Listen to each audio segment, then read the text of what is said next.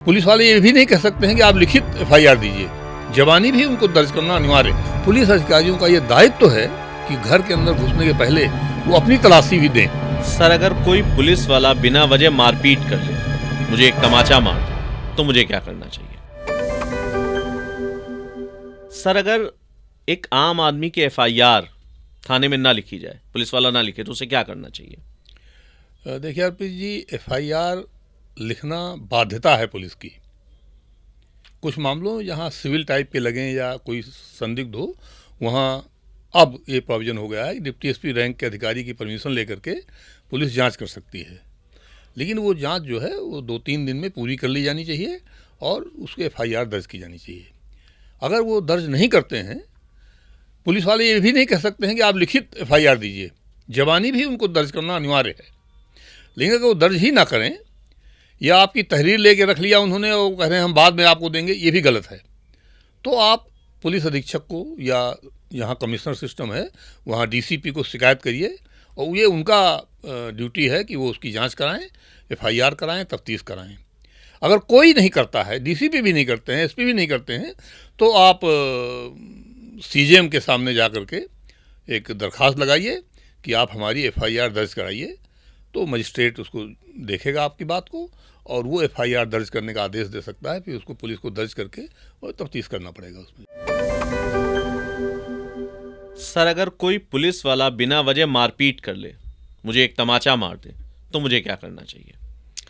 देखिए, पुलिस को वजह या बिला वजह मारपीट करने का कोई अधिकार नहीं है। पुलिस केवल एक सूरत में बल प्रयोग कर सकती है कि जब आप हिंसा पे उतारू हो जाएं उसको तो बचने के लिए, या गिरफ्तारी करे पुलिस और गिरफ्तारी से भागने के लिए आप भागें, गिरफ्तारी से बचना चाहें तो पुलिस बल प्रयोग कर सकती है। ये दो सूरत के अलावा आप कितने बड़े अपराधी हों, कुछ भी हों, पुलिस को मारपीट करने का, कोई बल प्रयोग करने का अधिकार नहीं है। ये एक अपराध है और अगर पुलिस ऐसा करती है इसमें उनके खिलाफ एफआईआर हो सकती है और कार्रवाई की जा सकती है। सर, अगर रास्ते में कोई पुलिस वाला मुझे रोक ले और मेरी तलाशी लेने लगे, तो मुझे क्या करना चाहिए? देखिए, पुलिस को व्यक्तिगत व्यक्ति की तलाशी, जिसको जामा तलाशी कहते हैं, वो लेने का अधिकार नहीं है, सिवाय दो सूरतों के, जबकि वो या तो व्यक्ति को गिरफ्तार करने हो या उनको ये शक हो कि इसके कब्जे में मादक पदार्थ हैं कोई, तो तब उसको ऑप्शन देना पड़ेगा कि वो गजटेड पुलिस अफसर के सामने चल के अपनी तलाशी दे सकता है, वो चलना चाहता है कि नहीं चलना चाहता है। इसी दो सूरतों में तलाशी ली जा सकती है, अन्यथा किसी की तलाशी नहीं ली जा सकती है। क्या सर बिना वारंट के किसी को घर से पुलिस उठा सकती है? पुलिस को हस्तक्षेपी अपराध में गिरफ्तार करने का अधिकार है बिना वारंट के, और वो कहीं से भी गिरफ्तार कर सकती है। लेकिन वो गिरफ्तारी का कारण उनको लिखित में बताना पड़ेगा और गिरफ्तारी के बाद 24 घंटे के अंदर उस व्यक्ति को मजिस्ट्रेट के सामने प्रस्तुत करना पड़ेगा। सर, पुलिस स्टेशन में अगर मेरा मोबाइल छीन लिया जाए तो मुझे क्या करना चाहिए? गिरफ्तार किए गए व्यक्ति का जो भी उसके पास सामान है वो पुलिस कब्जे में ले सकती है और उसकी फर्द, उसकी लिस्ट बना करके वो देंगे उस व्यक्ति को, और अदरवाइज आपका फ़ोन या कोई और चीज़ नहीं छीनी जा सकती है। पुलिस को ये अधिकार प्राप्त नहीं है। किसी महिला को रात में गिरफ्तार किया जा सकता है सर? महिला को सूर्योदय और सूर्यास्त के बीच में गिरफ्तार नहीं किया जा सकता है। सूर्यास्त और सूर्योदय के बीच में गिरफ्तार नहीं किया जा सकता है। बाद में गिरफ्तारी करनी है तो वो भी महिला पुलिस अधिकारी की प्रेजेंस में करनी पड़ेगी।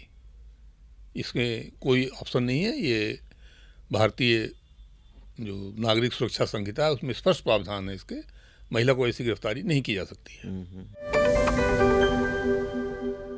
क्या बिना अनुमति के पुलिस आपका मोबाइल कभी भी कहीं भी चेक कर सकती है? जी नहीं, बिल्कुल नहीं। पुलिस आपका मोबाइल सिर्फ इसी सूरत में चेक कर सकती है कि जब उन्हें कोई एफआईआर दर्ज हो और उसमें से कोई एविडेंस लेना हो, तब वो बाकायदे फ़र्द बना करके आपको उसकी रसीद देंगे, तब वो मोबाइल को कब्जे में ले सकते हैं। और उस दौरान आपको अधिकार है कि आप अपना डाटा उससे कॉपी कर सकें, अपने पास रख सकें, और पुलिस को उसमें प्रॉपर तरीके से उसको लेना पड़ेगा। अनऑफिशियली बिना लिखा पढ़ी के नहीं ले सकते, ना देख सकते हैं, छू नहीं सकते हैं उसको जो है। बिना एफआईआर किसी को भी थाने में कितनी देर तक बैठा सकती है पुलिस? पुलिस किसी व्यक्ति को उसकी मर्जी के बिना, जब तक कि गिरफ्तार न कर रही हो पुलिस, उसको 1 मिनट के लिए भी नहीं बैठा सकती है। अगर वो बुलाते हैं किसी को बयान देने के लिए या किसी और काम से और गिरफ्तार नहीं कर रहे हैं, तो वो आदमी ज़बरदस्ती उसको नहीं बैठा सकते आप। वो मर्जी हो जाए, ना मर्जी हो ना जाए। अगर कोई व्यक्ति बुलाने पे, नोटिस आने पे नहीं, लिखित नोटिस आने पे नहीं जाता है, तो ये अपराध है, लेकिन ये गैर दस्तंदाजी अपराध है। इसमें पुलिस गिरफ्तार नहीं कर सकती उसको, कोर्ट में केस कर सकती है, लेकिन उसकी मर्जी के बिना बैठा बिल्कुल नहीं सकती है। केवल गिरफ्तार होने पर ही थाने में बैठाया जा सकता है किसी व्यक्ति को, और कोई सूरत इसकी नहीं है कि आप किसी व्यक्ति को थाने में बैठाएं। क्या पुलिस के सामने बयान देते वक्त वकील का होना जरूरी होता है? बयान देते समय वकील नहीं होना चाहिए। पुलिस चाहे तो वो मना कर सकती है, लेकिन आप उसके पहले कंसल्ट कर सकते हैं, बाद में कंसल्ट कर सकते हैं वकील को, अपनी मर्जी के वकील को।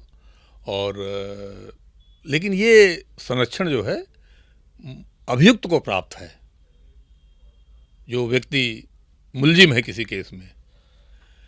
अगर आप गवाह के तौर पे आपका बयान लिया जा रहा है, तो आप पहले वकील से कुछ भी बात कर लीजिए, लेकिन पुलिस के सामने फिर आपको वही बताना है जो सही है। हर सवाल का आपको सही जवाब देना है, सिवाय उस सवाल के जिसमें कि आप खुद फंस रहे हो, जो आपको इम्प्लिकेट कर रहा हो। ऐसे सवाल का जवाब देने के लिए आप बाध्य नहीं हैं। बाकी हर सवाल का जवाब आपको सही देना है। लेकिन अगर किसी सवाल में ऐसा लगता है कि आप ही मुलजिम बन रहे हैं, तो वो बात नहीं, आप कह सकते हैं नहीं, इसका जवाब मैं नहीं दूंगा। क्या किसी आम आदमी को किसी भी सिचुएशन में पुलिस की वीडियो रिकॉर्डिंग करने का अधिकार है? देखिए, पब्लिक प्लेस पर किसी भी अधिकारी की वीडियो रिकॉर्डिंग करना कोई जुर्म नहीं है, लेकिन थाने के अंदर जाके करना या दफ्तर में किसी के घुस के करना, उससे कार्य में बाधा पहुंचती है, और ये गलत है।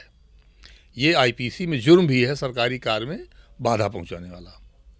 लेकिन पब्लिक प्लेस पे पुलिस वाले मारपीट कर रहे हैं या नाच कर रहे, कुछ भी कर रहे हैं, जैसे आजकल हो रहा है, आप उसका वीडियो बना सकते हैं। ये इसमें कोई नहीं है, पब्लिक कंडक्ट है।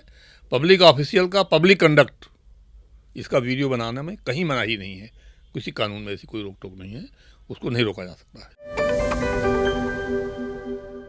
अगर पुलिस मेरे किसी घर वाले को बिना बताए कि कहाँ ले जा रही उठा ले जाती है, तो उस वक्त मुझे क्या करना चाहिए? देखिए, इसमें सबसे पहले तो अगर पुलिस किसी को ले जाती है तो उसको गिरफ्तारी का कारण बताना होगा। अगर वो कारण नहीं बताते हैं तो आपको चाहिए कि तुरंत उसका वीडियो बनाएं, आसपास के जो सीसीटीवी कैमरा वगैरह हों उनको बता दें कि भाई ये सुरक्षित रखिए आप इसको, और तुरंत 112 नंबर पर फ़ोन करिए कि ऐसे ऐसे फला फला को ये लोग उठा के ले गए हैं, वर्दी में थे कि वर्दी में नहीं थे, कैसे क्या था, और ये गिरफ्तारी हमें लगता है कि ये गलत कर रहे हैं, उसको कर रहे हैं, ऐसी बात जो है। और उसके बाद कंसर्न थाने पे आप जाइए। अगर उस थाने पे वो व्यक्ति नहीं मिलता है तो तुरंत आप पुलिस अधीक्षक या एसीपी या डीसीपी के सामने जाके रिटर्न में कंप्लेंट करिए और उनको सब पूरी बात इसकी बताइए। ये सारा एविडेंस जो है आपके समर्थन में काम आएगा और वो पुलिस वालों के खिलाफ जाएगा। इसमें जो है इतनी आपको प्रिकॉशन इसमें लेना जरूरी है। तो सर, पुलिस वालों के पास किसी के घर की तलाशी लेने में क्या अधिकार होते हैं और आम आदमी के पास इसमें क्या अधिकार है? घर की तलाशी अगर किसी इन्वेस्टिगेशन में पुलिस को ये लगता है कि यहाँ से कुछ सामग्री, कोई सबूत मिल सकता है, तो वो वारंट लेके तलाशी ले सकते हैं, नंबर एक। लेकिन अगर ऐसा लगे कि वारंट लेने में देर हो जाएगी और तब तक वो सामान हटा दिया जाएगा, तो वो बिना वारंट के भी तलाशी ले सकते हैं और लोकल कोई 2 आदमी गवाह रख करके और फिर तलाशी ले सकते हैं। लेकिन ये तलाशी स्ट्रिक्ट डिसेंसी के साथ होना चाहिए, और अगर औरतें पर्दे वाली हैं तो पर्दे का ध्यान रखा जाना चाहिए, और किसी तरह से भी कोई दुर्व्यवहार या कोई ऐसी चीज़ नहीं होनी चाहिए। पुलिस अधिकारियों का ये दायित्व तो है कि घर के अंदर घुसने के पहले वो अपनी तलाशी भी दें, और आप इसका वीडियो बना सकते हैं। पुलिस फर्द में लिखती है कि हमने अपनी तलाशी दिया, तो अपनी तलाशी दें, वो आप उनकी तलाशी लीजिए, देखिए, और उसके बाद वो अंदर घुसें। आप उसका पूरा वीडियो बना सकते हैं, और जो जो सामान वो देखते हैं, लेते हैं, जो भी अगर सामान कब्जे पे लेते हैं उसकी उनको लिस्ट बना के आपको देनी पड़ेगी साइन करके। और अगर कोई सामान नहीं मिलता है तो भी लिख के देना पड़ेगा कि हमने इनकी टाइम पे तलाशी लिया और कोई सामग्री नहीं मिली, हमने कोई सामग्री कब्जे पे नहीं ली। ये लिख के देना पड़ेगा उनको जो है। उसी में ये लिखना पड़ेगा कि किस अपराध के तफ्तीश में ये तलाशी ली गई है। ये उसमें आपका अधिकार प्राप्त है, और इसके वायलेशन में अगर कोई सर्च होती है तो ये अपराध की श्रेणी में आता है। पुलिस वालों के खिलाफ इसमें कार्रवाई हो सकती है। सर, किसी भी वर्दी से, पुलिस वाले की वर्दी से या उसके स्टार से कैसे पहचाने कि किस रैंक का अधिकारी है? देखिए, पहली बात तो ये समझना जरूरी है कि पुलिस राज्यों का विषय है, इसलिए पुलिस केवल राज्यों में होती है, केंद्र में कोई पुलिस नहीं होती है। तो हर एक राज्य की अपनी अपनी वर्दी अलग है पुलिस की। लेकिन आईपीएस के रूल्स जो हैं वो सेंटर से बनते हैं, इसलिए पूरे देश में आईपीएस की वर्दी के रूल एक जैसे हैं। तो मैं आपको बता दूं कि कांस्टेबल सबसे पहले शुरू हुआ, जो अक्सर लोगों के सामने पड़ता है जी। कांस्टेबल के कंधे में राज्य के हिसाब से पुलिस का बैज होता है। यहाँ पर जैसे यूपी में होता है उत्तर प्रदेश पुलिस, ऊ प्रा पू यहाँ लगा होता है, ब्रास का। जी। इसके अलावा और कोई बैज नहीं ऊपर होता है कांस्टेबल के।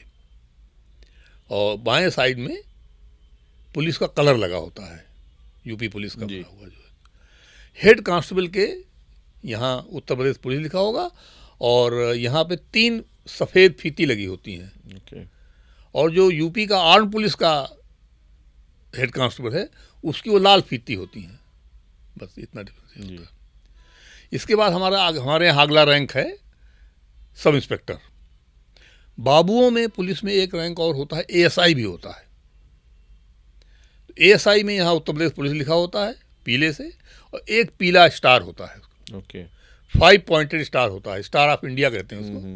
वो एक पीला स्टार होगा, एएसआई है। लेकिन वो बाबू लोगों में होता है, थाने वाले में नहीं होता। वो थाने में सीधे सब इंस्पेक्टर होता है। सब इंस्पेक्टर के कंधे पर 5 साल तक या उससे कम सर्विस में 1 स्टार होना चाहिए, उसके बाद 2 स्टार लगाने चाहिए। लेकिन ये आजकल लोग जो हैं भर्ती हुए तुरंत 2 स्टार लगा लेते हैं, ये गलत है बेसिकली। फिर जब सब इंस्पेक्टर बन जाता है तो उससे कंधे पे यहाँ 3 स्टार हो जाते हैं। ब्रास के 3 स्टार होते हैं, सफ़ेद नहीं होते हैं वो। ब्रास के 3 स्टार, स्टार ऑफ इंडिया। और उत्तर प्रदेश पुलिस जहाँ लिखा हुआ है उसके ठीक ऊपर लाल और नीली एक पतली सी पट्टी लगी होती है। ये केवल सब इंस्पेक्टर के होती है। ये कांस्टेबल हेड कांस्टेबल की पट्टी नहीं होती है। और डिप्टी एसपी एंड ऊपर भी नहीं होती है। ये केवल 2 रैंक पे ये पट्टी लगती है, पतली सी इतनी सी पट्टी होती है, यहाँ पे आपको लगी। सब इंस्पेक्टर इंस्पेक्टर के जो है। और यहाँ पुलिस का कलर तो रहेगा ही जी। तो ये, और नेम प्लेट लगाना जरूरी है सभी को। यहाँ पे राइट साइड में पॉकेट के ठीक ऊपर नेम प्लेट जरूरी है, उसमें उसका नाम लिखा होना चाहिए। हेड कांस्टेबल अगर है तो उसका नंबर भी लिखा होना चाहिए उसमें जो है। तो ये एक पब्लिक के लिए है, ये पब्लिक जाने कि ये कौन अधिकारी है जी। इसके बाद फिर गजेटेड रैंक आते हैं पुलिस में। तो गजेटेड रैंक में एक होता है डिप्टी एसपी का, पुलिस उपाधीक्षक, और दूसरा है अपर पुलिस अधीक्षक। पुलिस उपाधीक्षक के यहाँ उत्तर प्रदेश पुलिस लिखा होता है, और वो सफ़ेद होता है, चांदी कलर का। और कंधे पर 2 साल तक 1 स्टार, 2 से 5 साल तक 2 स्टार, और 5 साल से ज़्यादा सेवा में 3 स्टार होते हैं यहाँ पर। और उसके बाद जब उसका प्रमोशन, उनके स्टार और सफ़ेद इंस्पेक्टर होते हैं, स्टार के कलर में सफ़ेद सिल्वर कलर ये होते हैं, वो गोल्डन कलर के होते गोल्डन हैं। कलर के होते हैं non sub inspector inspector golden colour, जी। लेकिन पैटर्न वही है, पैटर्न स्टार वही। ऑफ इंडिया, 5 पॉइंटेड जी, स्टार। जी, जी। और जब एडिशनल एसपी बनता है वो, तो स्टार खत्म हो जाते हैं, उसकी जगह ये अशोक स्तंभ आ जाता है, इसको स्टेट एम्बलम कहते हैं टेक्निकली। तो सारनाथ का जो अशोक एम्बलम है जी। वो यहाँ पे सफ़ेद कलर में एडिशनल एसपी के यहाँ लगता है। उसके बाद सीनियर जो एडिशनल एसपी होते हैं उनके उत्तर प्रदेश पुलिस का बैज और एक स्टार, उसके ऊपर अशोक स्तंभ होता है। अशोक स्तंभ सुपीरियर एम्बलम है, इसलिए सबसे ऊपर होता है, इसके ऊपर कुछ नहीं लगता है। ये बड़ा इंपॉर्टेंट है। देखिए, ये जब भी लगेगा ऊपर लगेगा, ऊपर ही लगेगा। हाँ, इसके ऊपर कुछ नहीं लग सकता जो है। फिर आईपीएस में आता है, आईपीएस में भी यही नियम है, 2 साल तक 1 स्टार, 2 से 5 साल तक 2 स्टार और उसके बाद 3 स्टार। लेकिन वहाँ पे आईपीएस सफ़ेद कलर में होता है, सिल्वर कलर में, और ये स्टार भी सिल्वर कलर में स्टार ऑफ इंडिया पैटर्न के होते हैं। और नेम प्लेट इनको भी लगाना ज़रूरी है, और आईपीएस का बैज होगा और यहाँ पे नेम प्लेट होगी, और ये 1, 2 या 3 स्टार होंगे। जब प्रमोशन होता है तो स्टार्स की जगह एक अशोक एम्बलम आ जाता है कंधे पर। और जब अधिकारी या तो 8 साल की सर्विस हो गई हो या डिस्ट्रिक्ट का चार्ज हो उसके पास, तब 1 स्टार और उसके ऊपर अशोक एम्बलम होता है। अशोक की लाट जैसे बोलते हैं यहाँ पे, तो लाट कह सकते हैं उसको देसी भाषा में। फिर जिस अधिकारी को सिलेक्शन ग्रेड मिल गया, अगर जो है 13 साल के बाद सिलेक्शन ग्रेड मिल जाता है, तो वो 2 स्टार और उसके ऊपर स्टेट एम्बलम लगाता है। लेकिन 2 स्टार वाले वो सिलेक्शन ग्रेड एंड अबव, एक तो टोपी में उसके नीली पट्टी लगने लगती है, अच्छा, उसके ऊपर बैज लगेगा और नीली पट्टी होगी, नेवी ब्लू। और कॉलर में कॉलर बैंड लगता है यहाँ पे नीले रंग का, और उसमें सिल्वर कलर में लाइन होती है। सिलेक्शन ग्रेड में यहाँ पे लाइन होती है केवल। उसके बाद डीआईजी जब बनता है वही अधिकारी, तो उसके 3 स्टार और उनके ऊपर अशोक एम्बलम, और बाकी ये वैसे ही रहेगा जी। और लाइन भी वैसे ही रहेगी ये जो है। अगला रैंक है आईजी का। जी। आईजी में क्रॉस करके बैटन, सोर्ड, तलवार ये नीचे लगती है, उसके ऊपर अशोक स्तंभ होता है। और उसके जो कॉलर टैब होता है, यहाँ पे ओक लीफ की डिजाइन होती है, लाइन नहीं होगी, केवल ऐसे फूल जैसा ओक लीफ की डिजाइन होगी। और उसके टोपी में जो बैज, डीआईजी के भी और आईजी एंड अबव सब में जो बैज लगेगा वो मेटल का नहीं होगा, वो जरी का होगा। अच्छा। सिलेक्शन ग्रेड एंड अबव जिसके भी पट्टी लगती है नीली वाली, उसका जो बैज लगता है टोपी का, वो जरी का होता है, मेटल का नहीं होता। सिलेक्शन ग्रेड के नीचे मेटल का बैज होता है, सफ़ेद रंग का मेटल का, और बाकी जरी का बैज लगेगा फिर जो है। एडीजी के भी यहाँ पे वही सिल्वर ओक का बना होता है। एडीजी के होता है वही क्रॉस, सोर्ड एंड बैटन, मतलब बेंत और तलवार का क्रॉस, और उसके ऊपर एम्बलम, ये एडीजी का हो गया जो है। और टोपी और कॉलर टैब वही एक जैसे हो गए। डीजी का भी यही रैंक है जो एडीजी का है। अच्छा। बैज यही है, मतलब हालांकि डीजी उससे हायर पे स्केल पे होता है, डीजीपी उससे भी हायर पे स्केल पे होता है, लेकिन डीजीपी का भी बैज अभी फिलहाल वही है। और स्टार जो है, ये भारत सरकार के आदेश से गाड़ियों में स्टार और झंडा लगाने का नियम है। उसमें डीआईजी जो है 1 स्टार जनरल कहा जाता है। पुलिस में जनरल यही शुरू होता है, डिप्टी इंस्पेक्टर जनरल, इनको जनरल अफसर कहते हैं। 1 स्टार जनरल होता है डीआईजी, उसी गाड़ी में 1 स्टार लगता है, और उसका झंडा तिकोना होता है, और झंडे में पुलिस का बैज बना रहता है, स्टेट पुलिस का। 2 स्टार जनरल होता है आईजी। आईजी गाड़ी में 2 स्टार होते हैं, नीली प्लेट बैकग्राउंड और सफ़ेद रंग के स्टार, और रात में उसमें लाइट जलती है। और आईजी का झंडा जो होता है वो चौकोर होता है, लेकिन आगे से वी कट होता है, उसमें ऐसे करके ऐसे कट बना होता है जी। वो आईजी का हो जाता है। और 3 स्टार जनरल होता है एडीजी एंड अबव, तो उसमें 3 स्टार होते हैं सिल्वर के, नीली प्लेट के सामने 3 स्टार, और उसका झंडा जो है वो एकदम रेक्टेंगुलर होता है, 2:3 का रेशियो होता है उसका, और बीच में उसमें पुलिस का बैज लगा होता है, एम्ब्रॉयडरी का होगा वो जो है, जैसे यूपी पुलिस का आधा नीला और आधा लाल है जी। इस तरह अपने अपने स्टेट के बैज हैं जो है। डीजीपी का झंडा भी इसी तरह का होता है, लेकिन उसके टॉप लेफ्ट कॉर्नर में पी एम्ब्रॉयडर बना होता है। अच्छा। हेड ऑफ पुलिस फोर्स के उसमें एक तो वही ओक लीफ का रीथ बना होगा, उसके और उसमें बीच में पी बना होगा, तो उससे आप ये कह सकते हैं कि ये डीजीपी की गाड़ी है। अदरवाइज स्टार उसके भी 3 होते हैं, एडीजी के भी 3 स्टार होते हैं, बाकी डीजी के भी 3 स्टार होते हैं, तो ये सभी 3 स्टार जनरल हैं पुलिस में जो होते हैं। ये ठीक बात। केवल सेंटर में एक पद है जी। डायरेक्टर इंटेलिजेंस ब्यूरो का, जो वैसे तो सादे वर्दी वाले होते हैं ये, लेकिन खास जो रैतिक अफसर हैं पुलिस के, 26 जनवरी है इस तरह के, उसमें वर्दी पहन सकते हैं, उनको ऑथराइज्ड है एक स्वॉर्ड बैटन, उसके ऊपर एक स्टार, उसके ऊपर एम्बलम। अच्छा। केवल एक पद है पुलिस में ये जो है, और वो 4 स्टार वाले हैं। 4 स्टार जनरल हमारे यहाँ एक है केवल जो है, तो वो रैंक के हिसाब से हायर है जी। अदरवाइज उसको पुलिस पावर्स नहीं है उसको कोई जो है। तो इस तरह से ये पुलिस के पद जो हैं वो बटे हुए हैं। बहुत सही। इसमें एक ये पावर्स का भी समझ लेना जरूरी है। अच्छा, क्या कर सकते हैं? सीआरपीसी में या आजकल नागरिक सुरक्षा संहिता में हाँ, ज़्यादातर पावर्स जो हैं वो पुलिस अधिकारी प्रभारी थाना को दी गई हैं, यानी थानाध्यक्ष को ही पावर दी गई है। लिखा पढ़ी में जहाँ भी होता है officer in charge of police station, थाना प्रभारी अधिकारी को सारी पावर्स दी गई हैं।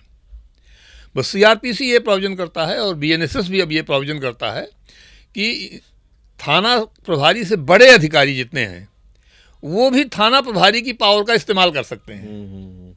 तो जब डिप्टी एसपी या एसपी या कोई और पुलिस का काम करते हैं तो एक्चुअली वो थाना प्रभारी की पावर का इस्तेमाल करते ठीक हैं। बात। सारी पावर्स इन्वेस्टिगेशन की उसी के पास थाना प्रभारी को दी गई हैं, लेकिन सीनियर अफसर जब पावर को इस्तेमाल करता है उसी को तो यूटिलाइज वो अपने जुरिस्डिक्शन में, जैसे 4 थाने हैं उसके अंडर में, तो 4 थानों में वो एसएचओ की पावर इस्तेमाल करेगा। तो जब वो पावर इस्तेमाल करेगा तो बाकी एसएचओ जो हैं वो फिर सेकंड अफसर हो जाएंगे उसके सामने। यही एसपी का, डीआईजी, आईजी, सभी, डीजीपी को भी यही पावर्स हैं, वो एक्स्ट्रा पावर्स नहीं किसी को। कुछ सुपरवाइजरी पावर्स इनके अलग हैं, और कहीं कहीं ये प्रोविजन है कि ये कम से कम डीएसपी रैंक का अधिकारी इन्वेस्टिगेशन करेगा, जैसे भ्रष्टाचार निवारण संगठन अपराधों में है, या जैसे एससी एसटी में है कि डिप्टी एसपी रैंक का अधिकारी तफ्तीश करेगा, या एंटी करप्शन में है कि इंस्पेक्टर रैंक से नीचे का नहीं होना चाहिए तफ्तीश करने में, सीआईडी वगैरह में। तो ये थोड़े मोड़े लिमिटेशंस हैं, अदरवाइज सारी पावर्स जो हैं पुलिस में थानाध्यक्ष को हैं, और सीनियर अफसरों को वही पावर इस्तेमाल करने की पावर दी गई है। ये भी पब्लिक को जानना जरूरी है। जी जी बिल्कुल, कि सारी पावर यहीं से शुरू होती है। पुलिस का वर्किंग का केंद्र थाना है। जी जी।